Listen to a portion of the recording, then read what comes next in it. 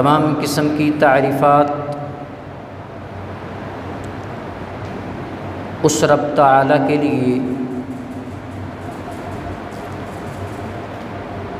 جس کی صفات میں سے ایک صفت الخالق ہے، جو سب کچھ نہ ہونے پر بھی سب کچھ کر سکتا ہے،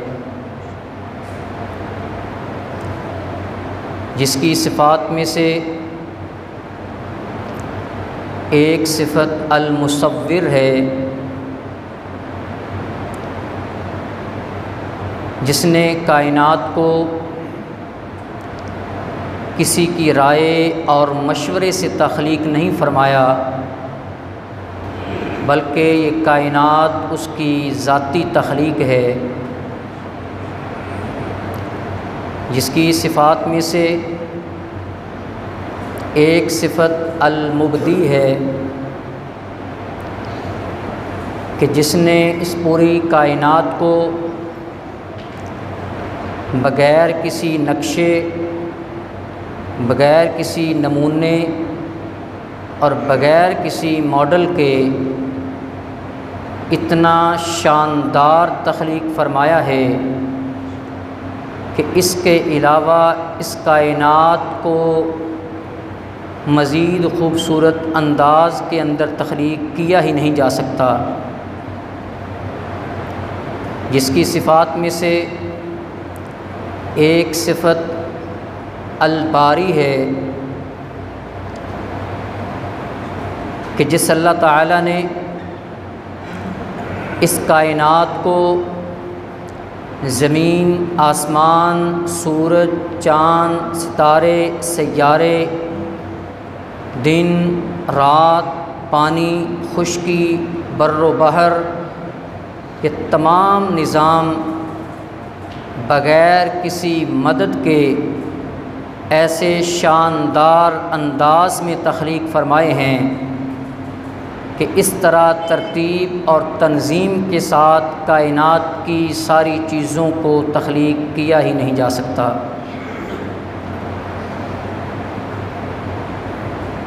جس کا اندازہ سورۃ الملک کی ان آیات سے لگتا ہے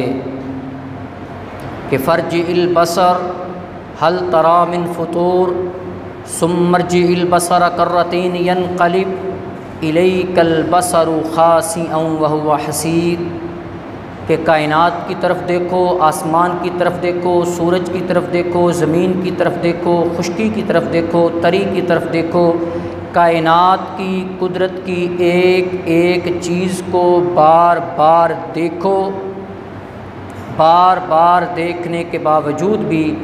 کائنات کی ایک ذرے کے برابر چیز کے اندر ایک ذرے کے برابر بھی نقص آپ کو نظر نہیں آئے گا۔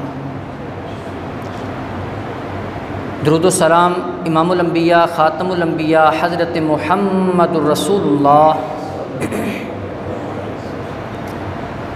صلی اللہ علیہ وآلہ وسلم کی ذات مقدس و مطہر و منزہ و معلیٰ کے لیے لائق تکریم سامعین و سامعات، مستمعین و مستمعات، آج کے جمعۃ المبارک کے خطبہ میں جس عنوان کے تحت گفتگو کرنا چاہتا ہوں وہ تین چیزیں ہیں کہ آل، مال اور اعمال۔ آل، مال اور اعمال۔ آل کسے کہا جاتا ہے؟ جب ہم قرآن کریم اور حدیث کا مطالعہ کرتے ہیں تو آل سے مراد دو قسم کے افراد ہیں۔ ایک آل سے مراد اولاد، خاندان، نسل، جس میں بیٹے، بیٹیاں، پوتے، پوتیاں، نواسے اور نواسی آتے ہیں، جو کہ اس حدیث کے اندر کہ جب صدقے کی کھجوریں پڑی ہوئی تھیں، حضرت حسن رضی اللہ تعالی عنہ نے ایک کھجور کو اٹھایا، منہ میں ڈالا، تو اس وقت نبی علیہ الصلاۃ والسلام نے فرمایا کہ آل محمد کے لیے صدقہ جائز نہیں ہے۔ گویا کہ وہاں پہ آل اولاد کو کہا گیا ہے۔ اسی طرح دوسری حدیث کے اندر جو نبی علیہ الصلاۃ والسلام کی دعا ہے کہ نبی علیہ الصلاۃ والسلام اللہ تعالیٰ سے دعا کرتے ہیں کہ اللہم اجعل رزق آل محمد قوتا، کہ اللہ اس آل محمد یعنی میری جو اولاد، یہ میرا خاندان جو ہے، میرا نسب جو ہے، کہ میری اولاد کے لیے اتنا رزق دینا جتنا کہ انہیں ضرورت ہے، اتنا رزق جتنی ضرورت ہے۔ کہ نبی علیہ الصلاۃ والسلام کی اپنے لیے دعا ہے کہ ضرورت کے مطابق اے اللہ ہمیں رزق عطا کرنا، اور وہی رزق انسان کے لیے سکون کا باعث، اطمینان کا باعث ہوتا ہے جو ضرورت کے لیے ہوتا ہے۔ ایک ہے ضروریات اور ایک ہے فضولیات۔ ضروریات کے رزق کی ذمہ داری اللہ تعالیٰ نے لی ہے۔ وما من دابۃ، 12ویں پارے کا آغاز ہوتا ہے وما من دابۃ فی الارض الا علی اللہ رزقها ویعلم مستقرها ومستودعها کل فی کتاب مبین۔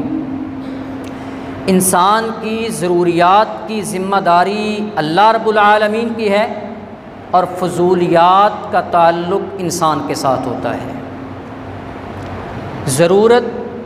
غریب کی بھی پوری ہو جاتی ہے، اور فضولیات کے لیے خرچ کرنا یہ امیر کی خواہش بھی پوری نہیں ہو سکتی۔ اس لیے نبی علیہ الصلاۃ والسلام نے وہاں پہ آل محمد کا ذکر فرمایا ہے، یعنی اپنے خاندان والوں کے لیے، اپنی اولاد کے لیے نبی علیہ الصلاۃ والسلام نے یہ دعا فرمائی ہے۔ اسی طرح آل کا مفہوم متبعین، فرما برداری کرنے والے، خواہ وہ رشتہ دار ہیں یا غیر رشتہ دار، برادری والے ہیں یا غیر برادری والے، جاننے والے ہیں یا نہ جاننے والے ہوں، لیکن جن کا نظریہ ایک ہو، عقیدہ ایک ہو، منہج ایک ہو، راستہ ایک ہو، منزل ایک ہو، تو انہیں بھی آل یا اہل کہا جاتا ہے۔ قرآن کریم 12ویں پارے کے اندر جہاں پہ حضرت نوح علیہ الصلاۃ والسلام اور ان کے بیٹے کا ذکر آتا ہے، وہاں پہ اللہ رب العالمین نے فرمایا کہ انہ لیس من اہلک، سگا بیٹا ہے،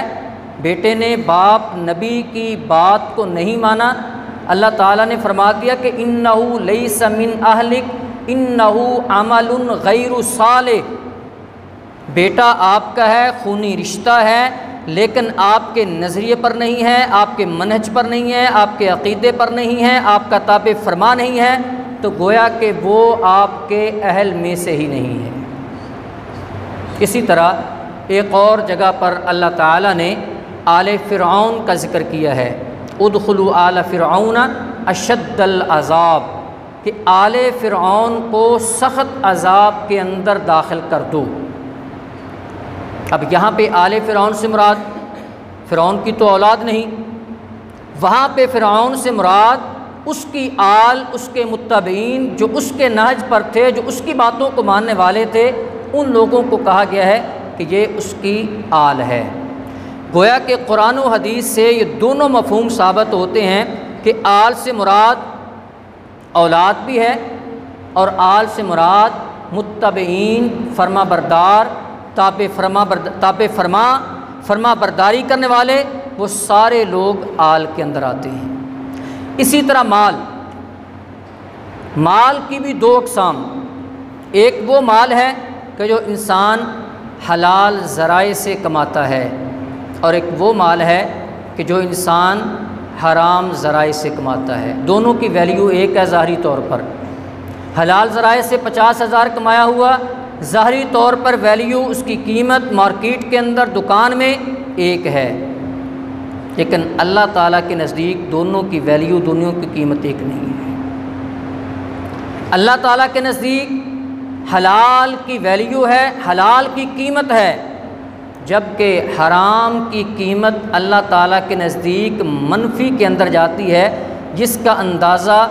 دنیا میں انسان کو کم ہوتا ہے، زیادہ اندازہ قبر کے اندر اور قیامت کے دن ہوگا۔ اب ان دونوں چیزوں کو، آل اور مال، ان دونوں چیزوں کو اب قرآن کریم کی سورۃ الکہف کی وہ آیہ کریمہ جو کہ میں نے آغاز میں تلاوت کرنے کی سعادت حاصل کی ہے، اب اس کی روشنی میں دیکھیے کہ المال والبنون زینت الحیات الدنیا، کہ مال اور اولاد دونوں کیا ہیں؟ زینت الحیات الدنیا، یہ دنیا کی زندگی کی زینت ہیں۔ مال کے ساتھ دنیا کی خوبصورتی آتی ہے، اولاد کے ساتھ دنیا کی خوبصورتی آتی ہے، لیکن والباقیات الصالحات خیر عند ربک ثوابا وخیر عملا، جو باقی رہنے والی چیزیں ہیں وہ ہیں اعمال، اور اعمال ہر عمل نہیں بلکہ اچھے اعمال، کیونکہ اعمال کی بھی دو قسمیں ہیں، اچھے اعمال بھی ہیں، برے اعمال بھی ہیں، لیکن اجر کے اعتبار سے، ثواب کے اعتبار سے، خیر کے اعتبار سے، اچھی امید کے، اچھے انجام کے اعتبار سے الباقیات الصالحات، باقی رہنے والے جو انسان کے اعمال ہیں وہ نیک اعمال ہیں۔ نیک اعمال انسان کے دنیا کے اندر بھی اس کے لیے مفید ہوتے ہیں، قبر میں مفید ہوں گے، اور قیامت کے دن بھی اس کے لیے مفید ثابت ہوں گے۔ اسی چیز کو سورۃ الانفال کے اندر اللہ رب العالمین نے دوسرے انداز کے اندر بیان فرمایا ہے کہ وَاعْلَمُوا، جان لو، انما اموالکم و اولادکم فتنہ، تمہاری اولاد، تمہارے اموال، یہ تمہارے لیے آزمائش کا باعث بن سکتے ہیں۔ فَأَنَّ اللَّهَ عِندَهُ أَجْرٌ عَظِيمٌ، جو انسان اولاد اور مال کی آزمائش میں کامیاب ہو جاتا ہے، وَأَنَّ اللَّهَ عِندَهُ أَجْرٌ عَظِيمٌ، پھر ایسے انسانوں کے لیے اللہ تعالیٰ کے پاس بہت زیادہ اجر اور ثواب رکھا ہوا ہے۔ گویا کہ پہلی دونوں چیزیں آل اور مال، یہ دونوں دنیا کی زندگی کے لیے، انسان کے لیے وہ آزمائش کا موقع ہے جس کے بارے میں ایک موقع پر نہیں، متعدد مقامات پر قرآن مجید کے اندر اس کے بارے میں ہدایت دی گئی ہے کہ آپ کہیں ایسا نہ ہو کہ اولاد کی وجہ سے دین سے دور ہو جاؤ، کہیں ایسا نہ ہو کہ مال کی وجہ سے تم دین سے دور ہو جاؤ۔ اللہ رب العالمین فرماتے ہیں یا ایھا الذین آمنوا لا تلہکم اموالکم ولا اولادکم عن ذکر اللہ ومن یفعل ذلک فاولئک هم الخاسرون۔ اے ایمان والو، لا تلہکم اموالکم ولا اولادکم، تمہارا مال، تمہاری اولاد، عن ذکر اللہ، اللہ کے ذکر سے تمہیں غافل نہ کر دے۔ کہیں ایسا نہ ہو، اللہ کے ذکر سے مراد صرف یہ نہیں کہ آپ استغفر اللہ کی تسبیح کرنے لگے ہیں، بیٹا آپ کے پاس آ جاتا ہے، وہ آپ کو باتوں میں لگاتا ہے، آپ کہتے ہیں کہ میں ذکر کرنے لگا تھا، ذکر کے اندر رکاوٹ نہ بنو۔ صرف ذکر کے اندر یہ رکاوٹ بننا نہیں ہے، بلکہ اگر آپ اولاد کی خاطر حرام کمائی کر رہے ہیں، سودی کاروبار کر رہے ہیں، اولاد کی خاطر آپ جھوٹ بول رہے ہیں، اولاد کی خاطر آپ لوگوں کے ساتھ دھوکہ دہی کر رہے ہیں، گویا کہ پھر آپ اولاد کے معاملے کے اندر، اس آزمائش کے اندر آپ ناکام اور فیل ہو چکے ہیں۔ کہیں ایسا نہ ہو اولاد کی خاطر یا مال کی خاطر تم دنیا کو تو دیکھ لو، دنیا کی زیب و زینت کو دیکھ لو، اور اس کے مقابلے کے اندر کہیں تم آخرت کو بھول کر اللہ تعالیٰ کی یاد سے غافل نہ ہو جانا۔ زُيِّنَ لِلنَّاسِ حُبُّ الشَّهَوَاتِ مِنَ النِّسَاءِ وَالْبَنِينَ وَالْقَنَاطِيرِ الْمُقَنطَرَةِ مِنَ الذَّهَبِ وَالْفِضَّةِ وَالْخَيْلِ الْمُصَوَّمَةِ، یہ وہ چیزیں ہیں جن کا ذکر سورۃ آل عمران میں اللہ رب العالمین نے واضح طور پہ فرما دیا ہے یہ دنیا کی خوبصورتی کی چیزیں ہیں۔ انسان کے دل کے اندر عورتوں کی طمع کا پیدا ہونا، بیٹوں کے ساتھ محبت کا پیدا ہونا،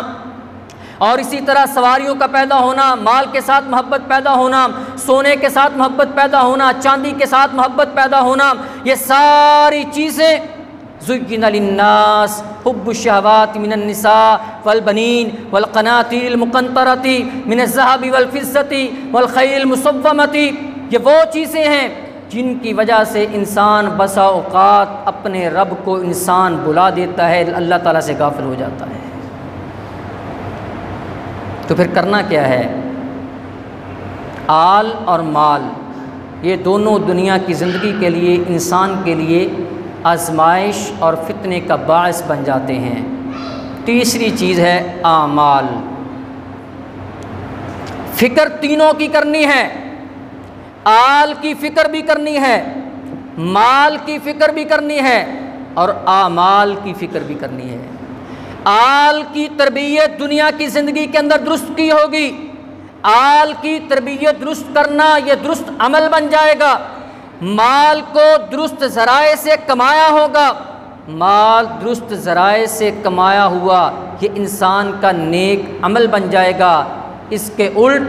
اگر مال درست ذرائع سے نہیں کمایا، یا مال درست ذرائع سے کمایا ہے مگر خرچ غلط جگہوں پہ کر دیا، تو گویا کہ پھر انسان کے نیک اعمال کے اندر اضافہ نہیں ہوتا، بلکہ غلط جگہ پر پیسہ خرچ کرنے سے انسان کے برے اعمال کے اندر اضافہ ہوتا ہے۔ مال اگر حلال ذرائع سے کمایا ہے، دنیا کی زندگی کے اندر بھی سکون، موت بھی سکون والی ہے، قبر کی زندگی بھی سکون والی ہے، اور قبر کے بعد بھی انسان کی زندگی سکون، راحت اور اطمینان والی ہے، کیونکہ موت یہ ہر انسان کو آنی ہے۔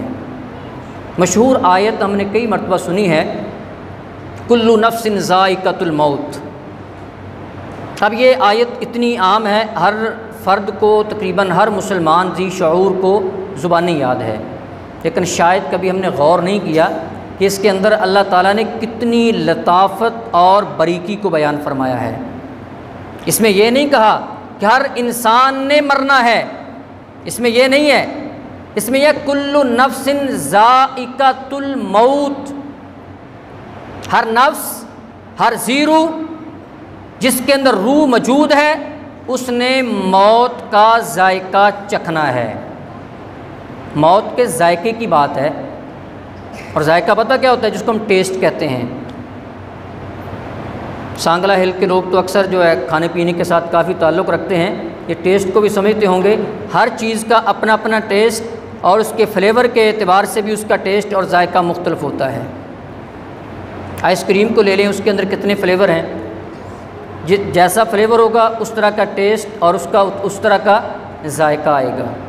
جو اس کے اندر سینٹ وغیرہ ڈالا ہوگا، جو اس کے اندر میٹیریل مواد ہوگا، اگر بنانا کا ہے تو بنانا کا ذائقہ آئے گا، مینگو کا ہے تو مینگو کا ذائقہ آئے گا، جو جس چیز کا فلیور ہے اس کا ذائقہ اس انسان کھانے والے کو آئے گا۔ دیگر کھانے والی چیزوں کو دیکھ لیں، شوارما ہے، پیزا ہے، برگر ہے، فلاں فلاں فلاں چیزیں، ان کے بھی ذائقے مختلف، اور ہر انسان کو ہر ایک ذائقہ پسند نہیں ہوتا، اور ہر چیز کا ذائقہ اس کے اندر جو چیزیں ڈالی جاتی ہیں، جو اس کا مواد ہوتا ہے، جو اس کے اندر سامان ہوتا ہے، وہ اس کے مطابق اس کا ذائقہ ہوتا ہے۔ اگر کسی چیز کے اندر کڑوی چیز کو ڈال دیا جائے اس کا ذائقہ کڑوا ہوگا، اگر چیز اس کے اندر میٹھی ہے تو اس کا ذائقہ میٹھا ہوگا۔ اللہ تعالیٰ نے فرمایا کل نفس ذائقۃ الموت، ہر ذی روح نے، ہر نفس نے، ہر انسان نے موت کا ذائقہ چکھنا ہے۔ جس انسان نے اچھے اعمال کیے ہیں موت کا ذائقہ اسے اچھا لگے گا، فلیور ہے نا، جس نے اچھے اعمال کا فلیور استعمال کیا ہے تو موت اچھی آئے گی، موت کا ذائقہ اچھا لگے گا۔ جس نے برے اعمال کا فلیور ڈالا ہوا ہے، برے اعمال زندگی کے اندر کیے ہوئے ہیں، تو پھر موت آئے گی، پھر اس کو اچھی موت نہیں آ سکتی۔ یہ وہ چیزیں ہیں جو روزمرہ ہمارے استعمال کے اندر ہیں، جس سے سمجھنا بہتر ہے چیز اچھی ہے، مواد جس طرح کا مواد اس طرح کا ذائقہ، جس طرح کے اعمال اس طرح کا موت کا ذائقہ۔ اگر ہم چاہتے ہیں کہ موت میٹھی ہو، موت ایسے آئے رشتہ دار رو رہے ہوں، لیکن جسے موت آئی ہے اس کے چہرے پہ تبسم اور مسکراہٹ ہو، تو اس کے لیے جو فلیور استعمال کرنا ہے وہ اچھے اعمال کا استعمال کرنا پڑے گا۔ اگر برے اعمال کر کر کے موت تک پہنچ چکے ہیں، اب موت کا ذائقہ لینا چاہتے ہیں، اعمال برے کیے ہیں، مواد غلط ہے، جو مواد میٹیریل جو چیز ڈالی ہے وہ اچھی نہیں ہے، تو اس وقت موت کے وقت کیا ہوگا؟ پھر دل کرے گا کہ دنیا کی زندگی کے اندر ہی رہوں، مجھے موت نہ آئے، پھر موت سے بھاگے گا، موت سے ڈرے گا۔ لیکن یاد رکھیے، موت سے ڈر کر، موت سے بھاگنے کے ارادہ کرنے کے باوجود بھی انسان موت سے فرار نہیں ہو سکتا۔ قل ان الموت الذی تفرون منہ فإنہ ملاقیکم ثم تردون الی عالم الغیب والشہادہ فینبئکم بما کنتم تعملون۔ وہ موت جس سے تم بھاگنے کا سوچتے ہو، تمہارے ذہن کے اندر آتا شاید یہ کام کر لوں تو موت سے بچ جاؤں گا، فإنہ ملاقیکم، ایک نہ ایک دن جو وقت مقرر ہے، وقت مقرر پر موت آ کر رہنی ہے۔ موت جب آنی ہے تو اس وقت کیا صورتحال ہے؟ وہی تین چیزیں، آل، مال، اعمال۔ صحیح مسلم کی حدیث، نبی علیہ الصلوۃ والسلام کیا فرماتے ہیں کہ یتبع المیت ثلاثہ، جب کوئی انسان فوت ہوتا ہے تو اس وقت اسے میت کہا جاتا ہے۔ جو دنیا کے ہم نے القاب دیے ہوتے ہیں، فلاں چودھری ہے، فلاں فلاں ہے، فلاں فلاں ہے، سارے القاب چھین لیے جاتے ہیں، سارے تخلص ختم ہو جاتے ہیں۔ پھر اعلان ہوتا ہے کہ میت کو گھر سے اٹھا لیا گیا ہے، میت کی چارپائی آ رہی ہے، میت کو قبرستان میں رکھ دو، میت کو آہستہ قبر کے اندر رکھو۔ پھر سارے القاب ختم ہو جاتے ہیں، صرف ایک لقب ملتا ہے جسے میت کہا جاتا ہے۔ آقا علیہ الصلوۃ والسلام فرماتے ہیں یتبع المیت ثلاثہ، میت کو جب گھر سے اٹھایا جاتا ہے تو اس وقت تین چیزیں اس میت کے ساتھ قبرستان تک جاتی ہیں۔ فیرجع اثنان ویبقى واحد، دو چیزیں قبر میں دفنانے کے بعد واپس گھر میں آ جاتی ہیں، وَيَبْقَى واحد، اور ایک چیز اس میت کے ساتھ قبر کے اندر بھی رہتی ہے۔ فرمایا کہ جب کون سی چیزیں ہیں جو میت کے پیچھے جاتی ہیں؟ یتبع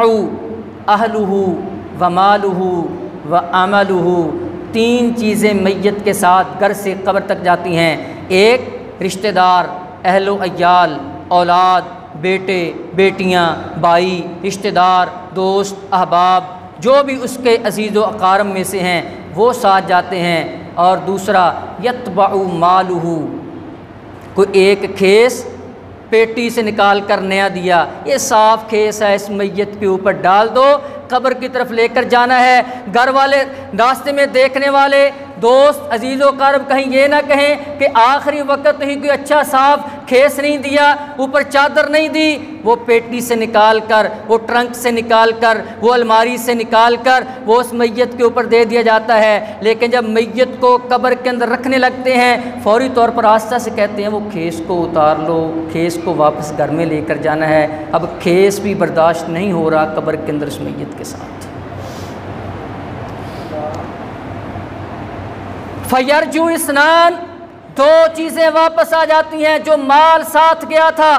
جو چارپائی، گھر سے چارپائی بھی وہاں دینا گوارا نہیں کیا۔ ہم نے کہا وہ باغ والی مسجد میں، فلاں مسجد میں جو میت والی چارپائی ہے نا وہ لے کر آؤ، آج گھر کی چارپائی پر بھی اس گھر کے مالک کو قبر تک ہم نہیں چھوڑیں گے۔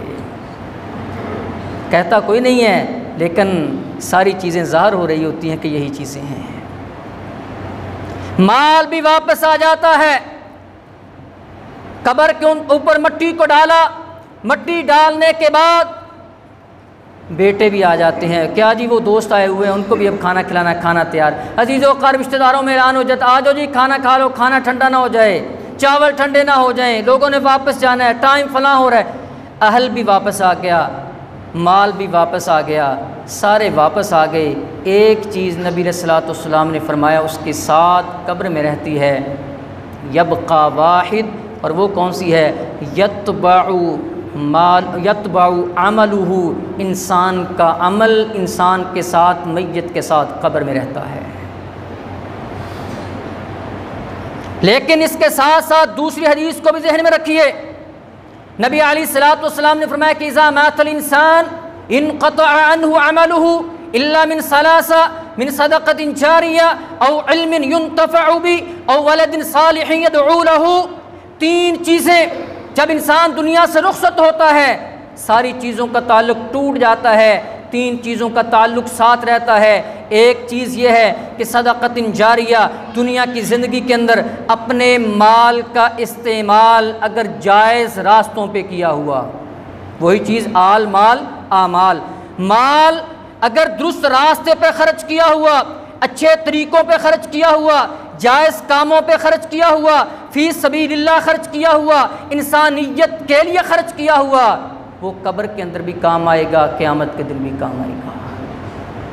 اور دوسری چیز فرمایا او علم ينتفع به، دنیا کی زندگی کے اندر جو اس کے پاس علم آیا تھا وہ علم اس نے سنبھال کر نہیں رکھا، وہ علم آگے دوستوں میں تقسیم کیا، اچھی بات اس کے پاس آئی تھی، وہ اچھی بات اس نے دوسروں کو بتائی ہے، اسے پتہ کہ نماز پڑھنے والا جنت میں جائے گا، اس نے دوسروں کو بتایا ہے، اس نے بے نمازیوں کو بتایا بے نماز رہنا، نماز نہ پڑھنا یہ کبیرہ گناہ ہے۔ جو بھی علم اس کے پاس آیا وہ دوسروں کو بتا دیا، او علم ينتفع به، وہ قبر میں جا چکا ہے لیکن اس کے علم سے بعد والے لوگ استفادہ کر رہے ہیں، اس کی باتوں کو یاد کر کر کے دوسروں کو بتاتے ہیں، یار وہ فلاں آدمی تھا، اس نے فلاں وقت میں اچھی بات بتائی تھی، اس نے فلاں وقت میں یہ بات کہی تھی، اس نے فلاں وقت میں اپنی یہ بات کہی تھی، میں نے فلاں سچ بول، وہ اچھی باتوں کو یاد کرتے، علم ينتفع به، وہ علم جس سے بعد میں فائدہ لیا جاتا ہے۔ اور تیسری چیز فرمایا او ولد صالح یدعو له، آل، جو عنوان ہے آل مال اعمال،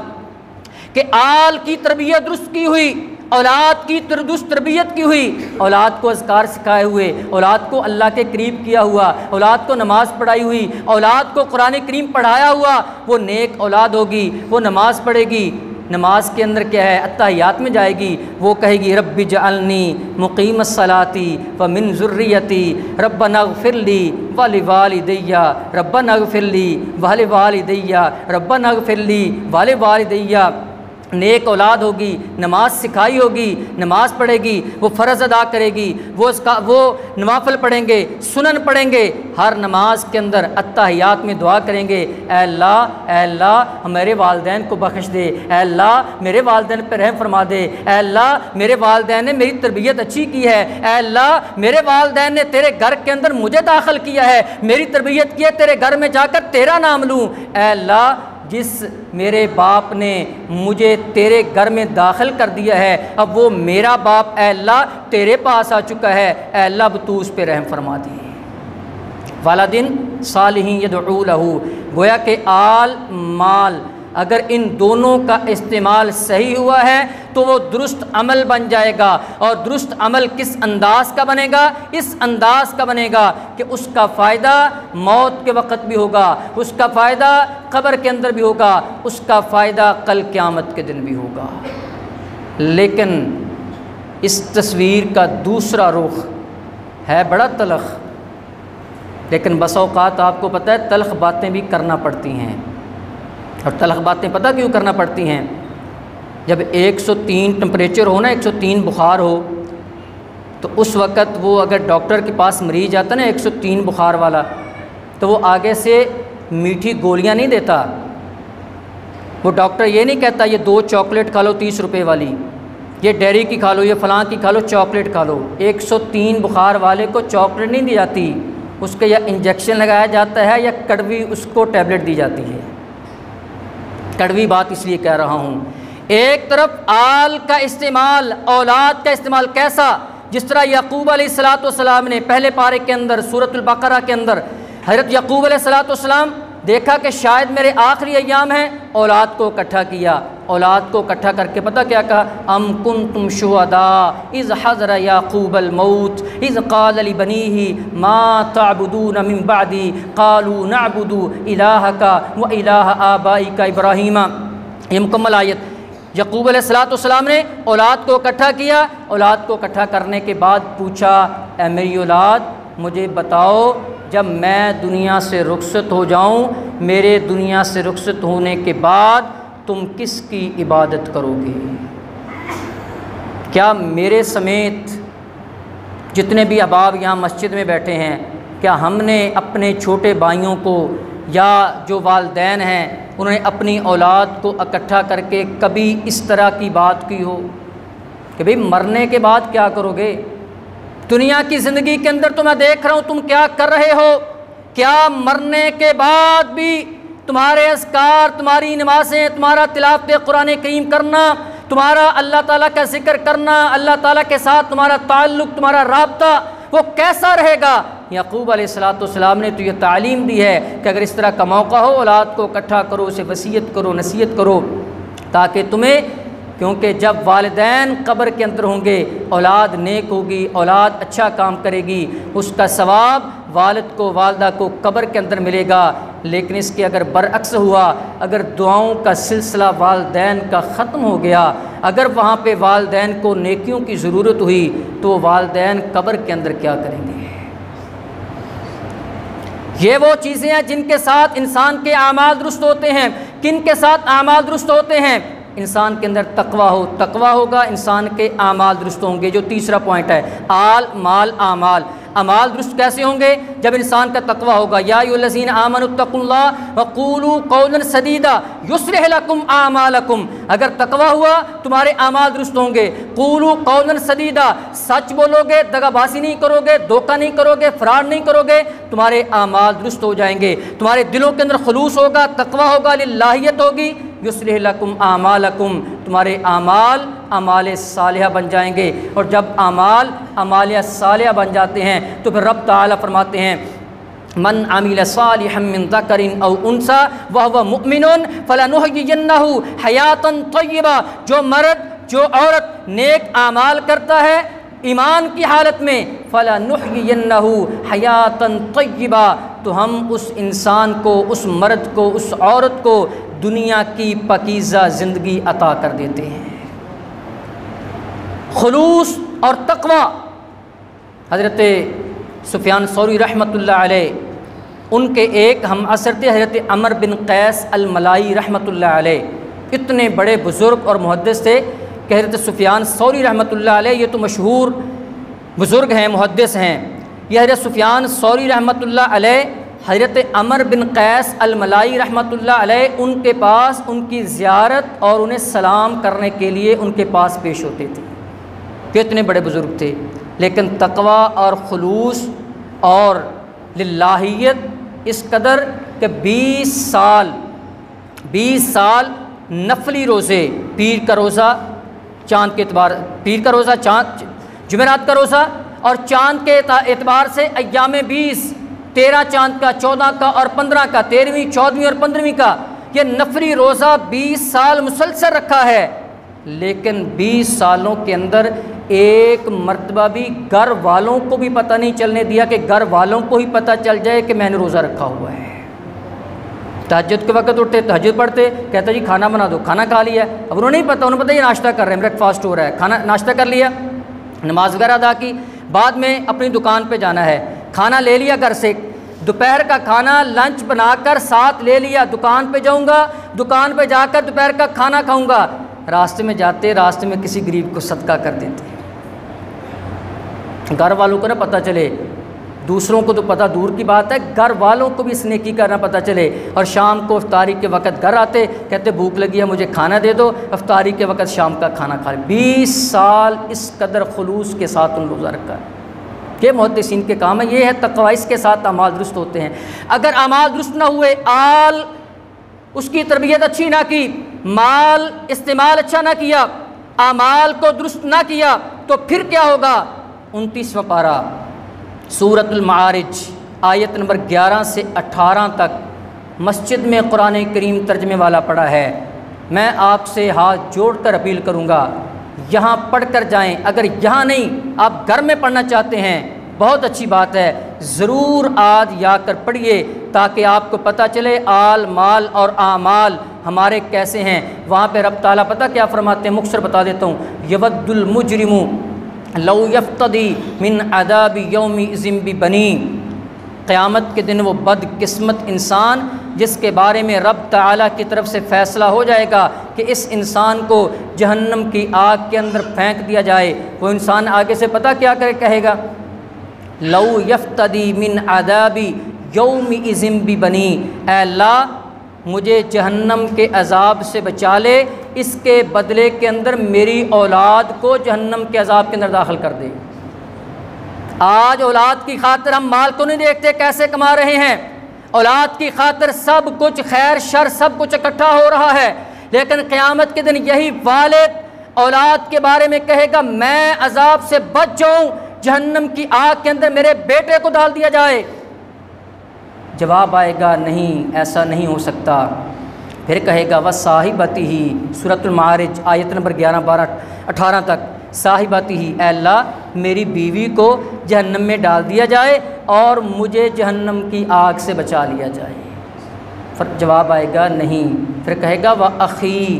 اے اللہ میرے بھائیوں کو جہنم کے اندر ڈال دیا جائے، جہنم کے عذاب کے اندر دھکیل دیا جائے، مجھے بچا لیا جائے۔